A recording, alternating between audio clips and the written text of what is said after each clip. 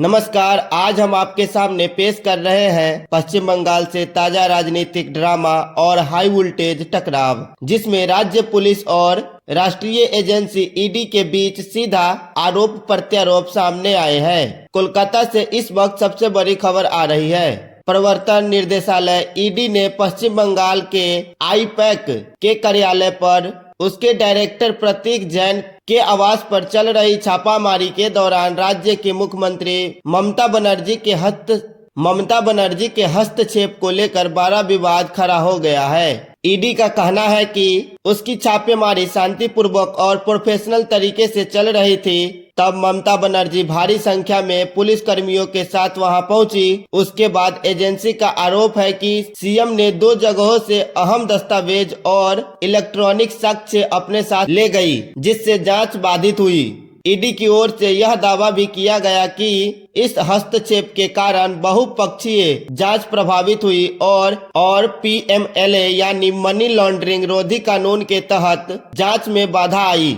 इस पूरे मुद्दे को लेकर ईडी ने कोलकाता हाई कोर्ट का दरवाजा भी खटखटाया, जिसमें उसने मुख्यमंत्री के हस्तक्षेप को अवैध बताया और पूरी जांच करने की अपील की। वहीं दूसरी ओर ममता बनर्जी ने खुद इस कार्यवाही को सिरे से खारिज कर दिया है। उन्होंने कहा कि ईडी की कार्यवाही राजनीतिक नाइंसाफी और केंद्र सरकार की राजनीति का हिस्सा है। उन्होंने आरोप लगाया है कि एजेंसी तृणमूल कांग्रेस के महत्वपूर्ण डेटा और चुनावी राजनीति तक पहुंचने की कोशिश कर रही है। सीएम ने अपने बयान में यह भी कहा कि यदि यह जांच वास्तविक जांच होती तो मैं इससे राजनीतिक योगदान या पार्टी दस्तावेज तक पहुंचना शामिल नहीं होना चाहता था। उन्होंने केंद्र के खिलाफ प्रधानमंत्री और गृह मंत्री अमित शाह पर तीखे हमले भी किए।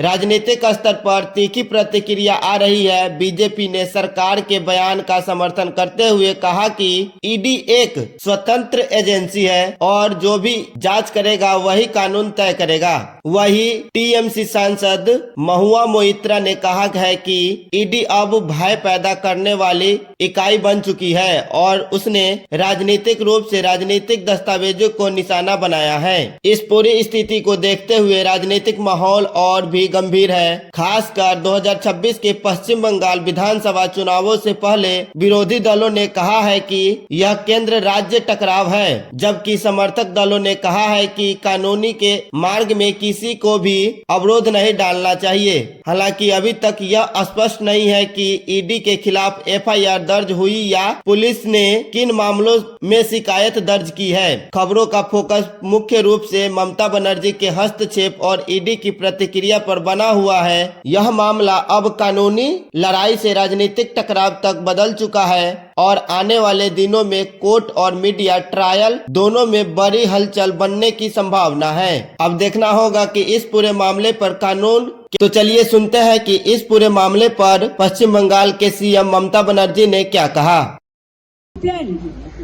Is it the duty of the ED and Amit Shah, the nasty home minister, the naughty home minister who cannot protect the country, and is taking away all my party documents? If I raid the BJP party office, what will be? What will be the result? They didn't have any guards. One side the SIR case, they are deleting all the names of the Bengal people. More than 2 crore people, 1.5 crore people are being called, 54 lakhs are being deleted without any asking their details. They are using WhatsApp only,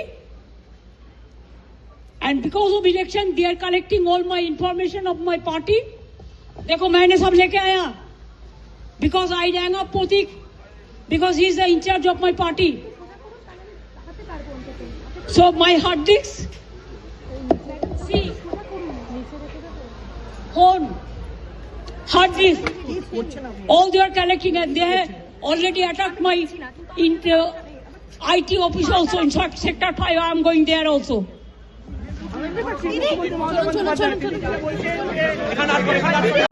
And I am not talking about that. আপনি বলতে পারেন বিজেপিকে জিজ্ঞেস করুন।